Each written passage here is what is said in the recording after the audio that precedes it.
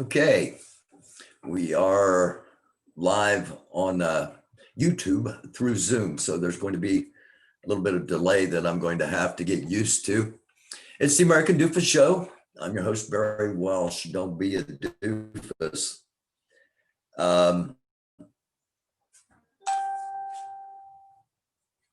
First of all, has the KYDEA released anything yet? Okay. Not to my, I'm going to have to turn that down. Okay. I'm going to have to go to headphones. I'm going to have to go get some headphones and a mic in order to do this. I don't know. As far as I know, Jogi, nothing's been released yet. I'm not sure I like the way this looks, streaming through Zoom and YouTube.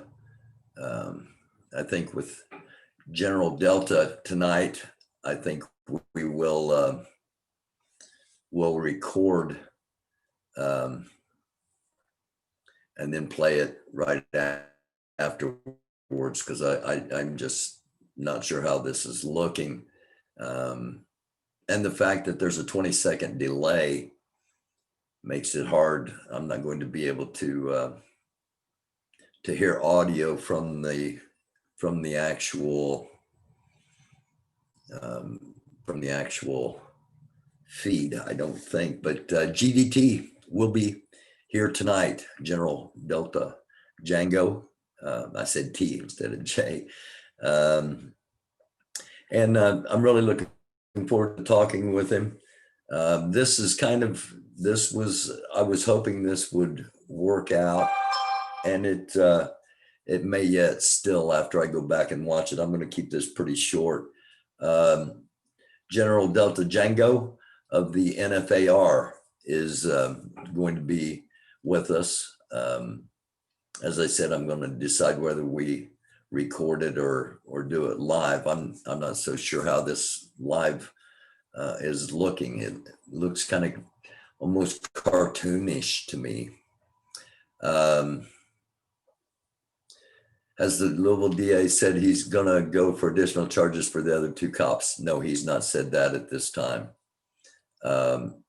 What they have said is that they're going to release tapes of the grand jury. They're a grand juror, an actual member of the grand jury, brought a motion to the court after hearing the press conference from Kentucky Attorney General Daniel Cameron. One of the jurors brought a motion to the court and asked that everything be made public, because what the juror heard the Attorney General say in the press conference, and what the juror heard in the actual grand jury when it was convened were not adding up. And but I really, all I think it's going to do is make people mad. I think it's just going to show more how corrupt the system is. It's not going to have any effects on the police officers, other than I imagine they'll retire and they'll go into another line of work to make sure they have their pensions set before, just to make certain that the federal investigation doesn't bring something so massive that there's no choice but to address it. Other than that, I really don't think anything's going to happen to the police officers. Last night there was well, I'm going to say there was a television event, because it wasn't really a debate. I've heard mainstream media referring to it as a shit show. That's how bad it was. The mainstream media is actually saying shit show. It was an exposure to me. It exposed something to the entire nation that a lot of us have been talking about for months on end, years, decades. the concept of white supremacy is very real in the White House. One of the questions was, will you condone or will you condemn white supremacy? And the person that is currently the president of the United States said, I could, but I won't. Huge statement. Of course he could. Anybody could. Anybody can. Everybody should. A little poem there accidentally. But he won't. And then he told the Proud Boys, the white supremacists, whoever they may be, quote, stand back, but stand by, end quote. Now, I did a live a few Fridays ago where I said, here's how I think all of this is going to play out, because there was just a few people on there. And one thing I mentioned in that live was dog whistles. And dog whistle is a whistle that only dogs, and hopefully you get a tone that only your dog will hear and respond to. And dog whistles in politics are phrases that are meant to trigger certain responses from your followers, and not always peaceful responses. There's a lot more to history in the history of the United States than many of you, not many of you, because the ones that are actually watching this have got a grasp on things, but there's a lot more to history than what we are taught in our schools, including violence around voting, and including one of the main reasons militias were set up was to intimidate voters at one point. So stand back, but stand by. And I talked about a dog whistle, and that's not, I mean, that's so blatant. It's not a dog whistle. It's just an acknowledgement from the president of the United States that it's not the time to do it now, but stand by, because the time's coming. And we will see if there's a difference between Trump people and Republicans. I've said for months there are Republicans that don't agree and believe everything Donald Trump's saying. We'll see now after that exposure. It exposed Joe Biden too.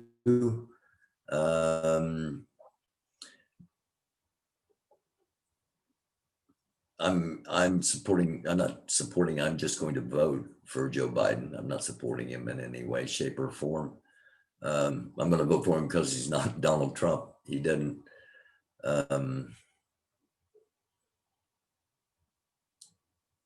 enthuse me in any way, shape, or form. But we are in a time of distress, in my opinion. And we need to vote. 40% of the people didn't vote in 2016. We need to get 30%. We need to get 70% of those of that 40% registered and voting in order to save any semblance of justice, peace, equality, things that this country were founded upon. I guess Kenosha, Wisconsin said no to the Angry Viking, and they have decided they're going to rally in, I think it's Polk County, Florida at some point. But this Saturday is the Lafayette Black Guns formation with Grandmaster Jay and the NFAC. And the past, well, 3 episodes now, we've been talking about, if I should be in Lafayette, to make sure that there's live streams, to make sure that I'm live streaming, to make sure that history is recorded and not just told by the corporate media. And I'm going to go until midnight tonight. I had to buy a new laptop. It doesn't matter. It's just the fact that if people want to see it, if people want me down there, I need your help in order to do it, and I need it by midnight tonight. And if it doesn't happen, it doesn't happen. Quite frankly, we're in the middle of a pandemic. It could be Lafayette could be the kickoff point to a lot of violence. It's not like, hey, I want to go to Lafayette, Louisiana and spend 2 days. No, this is like history is going to be unfolding in some way, shape, or form. And I just feel like it ought to be documented. And but if we can't make it happen, we can't make it happen. And I'm not sure how to do it yet, but all the GoFundMe donations I'm going to send back to each one of you. And because, it's cool. If it doesn't happen, it doesn't happen.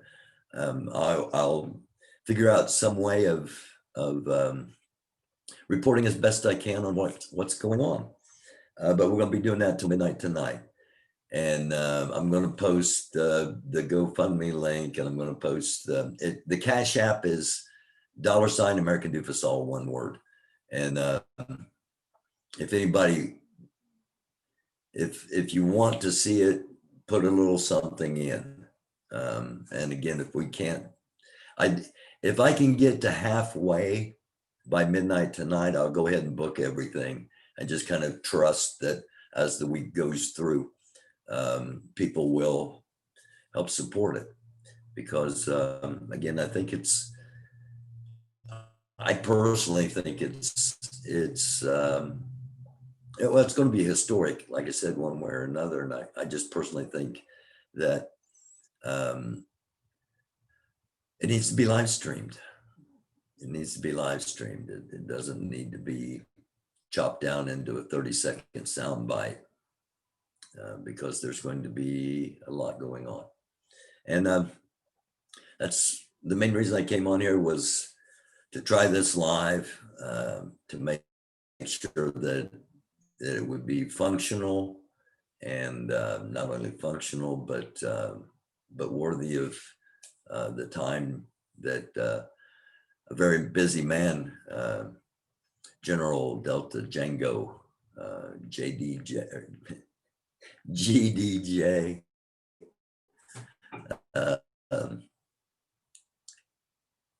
he's going to be with us tonight at 9 o'clock. And again, I'm going to go back and watch this and see. But if I'm not happy with this live stuff, because I don't want to present him in any other way other than the absolute best. As for me, this ain't about me,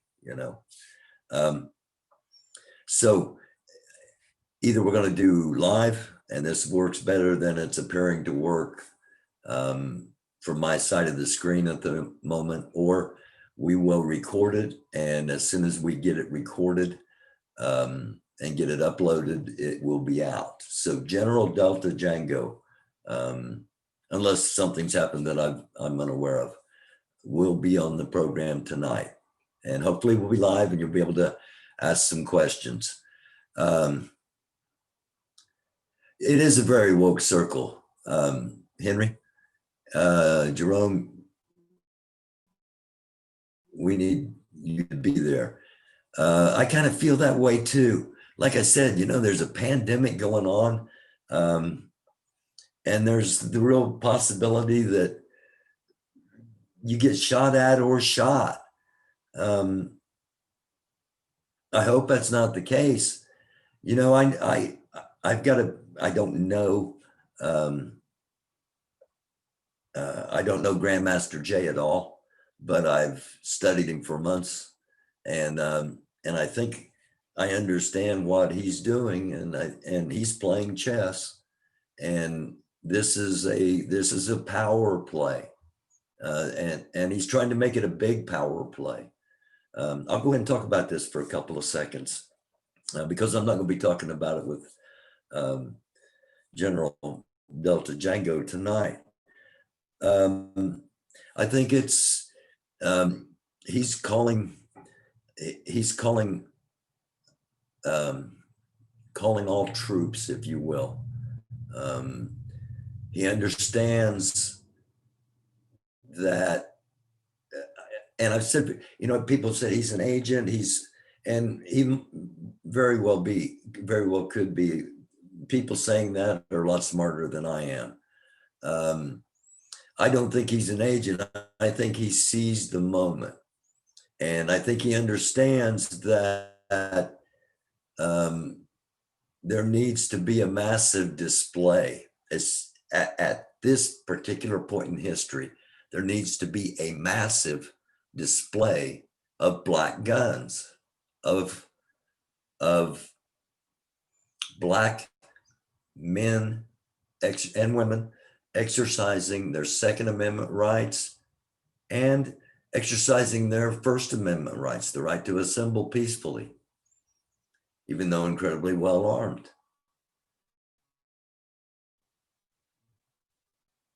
And he is making a power play, and he's doing it in the backyard of a congressman who said, I'll kill 10 of them and not even spill my beer.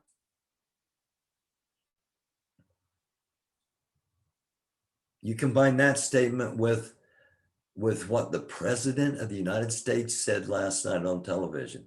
I could condemn racism, but I won't.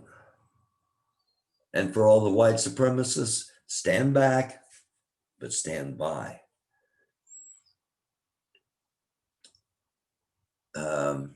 This is the time. This is the time.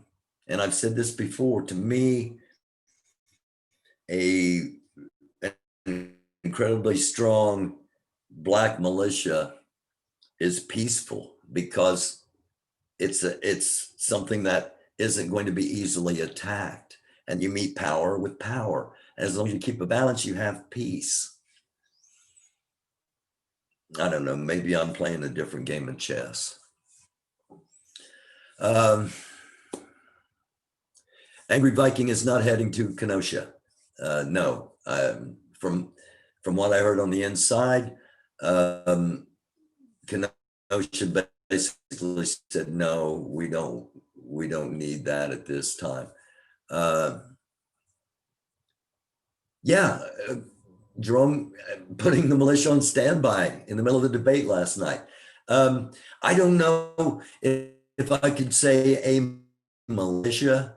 I don't know if I think it was primarily directed at the Proud Boys, because the Proud Boys are connected to, and there's documentation of it. The Proud Boys are connected to some close Trump friends, including what's his name, Stone. And I think that was a nod to them. I personally, and again, I could be way off on this. I personally do not think all white militias are have a racist motivation. I don't think every white militia is a racist militia. I think there are racists within probably every militia from the white standpoint. And I think it's going to be real easy if civil war breaks out, and it's not a race war, but it's an ideological war, because that's what the first Civil War was. The first Civil War wasn't a a distinction of pigment of skin. It was it was ideology. It was for some in the South, it was states' rights. But that was just a cover because we all know the real reason the South did not anymore, and it was slavery. Now, fast forward to 2020, and it's going to be there's a very distinct, not a fight divided by pigment of skin. And on one side, you're going to have people, and they've made it easy to know who they are. They fly flags. They have bumper stickers. They have signs, not just during election time, all year round, 24/7, 365 for 4 years. They don't understand. If it comes to an ideological war, we know who you are. We know where you are. And I don't mean we as in I'm going to come to your house or anything like that. I'm just saying those that are opposed to white supremacy, those that support equality, freedom, justice, a lot of us are just as well armed, if not more well armed than you realize. Not that we ever want to do anything. But if it comes to an ideological war, you know where a lot of people are. Is that smart on your part, Trumpers? No, it could be an unintended consequence. Now you're sitting out there, you Trump people are sitting out there going, bring it on, bring it on, bring it on. Careful what you wish for. Be careful what you wish for. Nobody wants that. Least of all me. But I'm here talking the truth. I'm here telling you what I think, what I feel, what I see, based upon what I've been through.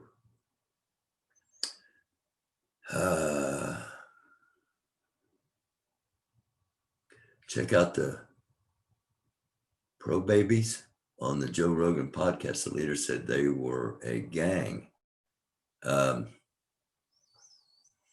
Okay. I don't think they're a militia. I don't think the Proud Boys are a militia. I think gang's probably a better term for them.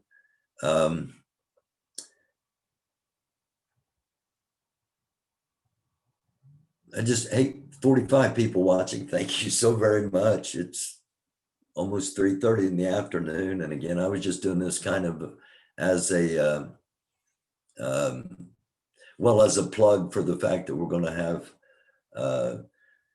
General Delta Jango on, and just kind of commenting on things going on. America needs to separate. Sam, if worse came to worse, that may be the only peaceable situation, is that America gets divided up. But yeah, it could get to that, but I sure hope it doesn't. Mexican cartel most definitely invade if it takes place. Have you thought about that? I haven't thought, I have thought about what Mexico and Canada would do. But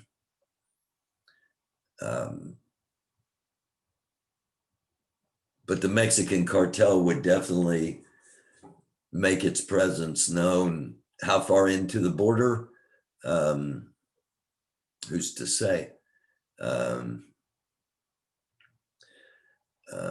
I agree, Sam. Segregation was the best thing, and it shouldn't never been taken down. I can't I can't totally agree with that. If if um, if everything that had been promised in the 60s had come to pass, we would not be in the situation we're in. Um, I had a white guy tell me, um, said, if you don't do anything wrong, you don't get arrested. And that's pretty much true if you are a white guy. But if you're a black person, if you're a brown person, if you're not a white guy, you can get stopped and arrested, and they'll make the charges up after they arrest you. I've seen it happen too many times. We haven't advanced far enough to where segregation would be such a vile thought. It should be a vile thought that we can't live together as human beings. But it may come to segregation. And that's, that's one thing Grandmaster Jay said, just give us a little land, cut us out a little piece somewhere. It may come to that. It may come to this is whatever the new black nation is called, and the rest of it is what's left of America. You have to think about it because it's a distinct possibility, but it's gut wrenching.